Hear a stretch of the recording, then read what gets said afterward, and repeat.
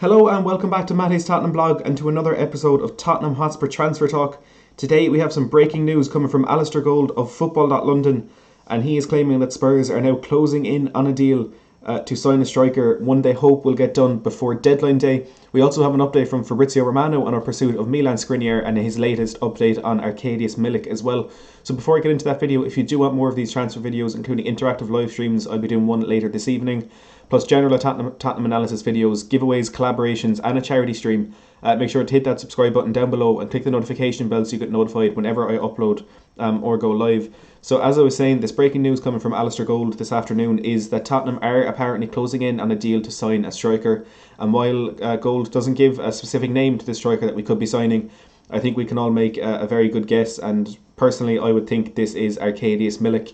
Now what we heard from Fabrizio Romano very late last night is that Tottenham have yet again been offered Arkadiusz Milik as Napoli look to get him off their books as his contract is set to run out at the end of this season. We know he was very close to completing a deal to Roma earlier this month, which is worth about €25 million, but he turned that down at the last second, which is then when Napoli tried to offer him to Tottenham for the first time. But they've yet again offered the Polish striker to Spurs at a cut price. They were initially asking for €50 million at the start of this summer, now down at about €25 million. As I said, his contract expiring next summer. They're running the risk of letting him go for free if they don't get him off their books this summer. So that's one that the club would like to see done, and I'm sure it will be a great signing for Tottenham as well. Alistair Gold, in this article, he was mentioning a lot of the striker targets Tottenham have had this window. Andrea Bellotti, the first one he mentioned, but we know that isn't going to happen. He's going to stay at Torino this window.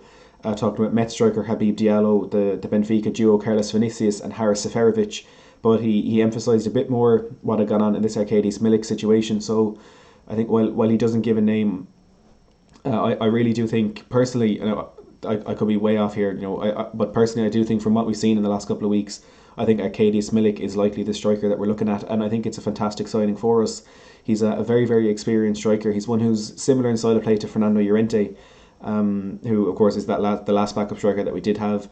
But Milik brings this experience. He's won a bit with Napoli, and of course in his previous, so I think he was at Ajax before that, where he won something. He would have won a few things there. I think he would have been not him specifically, but a striker of his style would have been very good for us to have in a game. For example, last night when we didn't have any sort of physical presence up front, and when we put that ball forward in the first half, the ball never stuck, and there was no one up there who could help us get out, who could hold up the play and bring deep runners into the game. And Milik is certainly a type of player that could do that. But even when we are on the attacking side of things, he is a fantastic player. As you can see here, he's a 26-year-old striker who of course plays for Poland and Napoli. 38 league goals in 93 appearances for Napoli after scoring 32 in 52 for Ajax. So a fantastic return, a really clinical striker. You're looking at that time at Napoli when he's playing alongside players such as Dries Mertens and Jose Callejon. He's never been the number one man there, and he's still banging in goals at a really good rate. This graphic here a bit old, but asking price reduced from €50 million to €35 million. That was earlier this month. We know that has since been reduced to €25 million as they accepted a bid of that size from Roma. He's a tall, experienced striker, as I said, similar in style to Fernando Llorente. And according to WhoScored.com, who are the number one place for player stats amongst European leagues, his long shots, direct free kick, holding onto the ball, finishing and link-up play are all big strengths of his, which is exactly what we need to bring into our team right now. And I think as far as we're concerned with backup strikers to Harry Kane, I don't think he'll be backup because of this hectic fixture list we do have. I think he'll be just a second choice, which I know sounds a bit contradictory, but he's not going to be there to play whenever Harry Kane can't. He's not going to be that man who'll come in when Harry Kane is injured. He's going to be the player who we can rotate with. In a week like we've had this week, Harry Kane probably could have played that game against Chelsea last night. Then Arkadiusz Milik could have featured against Maccabi Haifa tomorrow. So I think it does offer us a lot more rotation. Now again, we haven't been told this is the striker. This is just my best guess, taking into account what we've heard from Alistair Gold and Fabrizio Romano in the last 12 or so hours.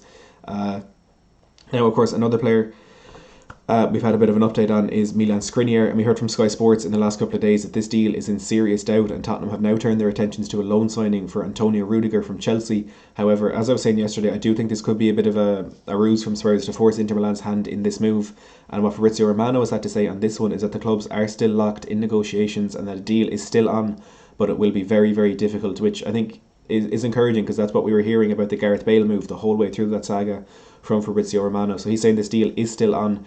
Inter Milan want 60 million euro, including add-ons. Tottenham willing to offer about 45 million pounds, which is about just short of 50 million euro.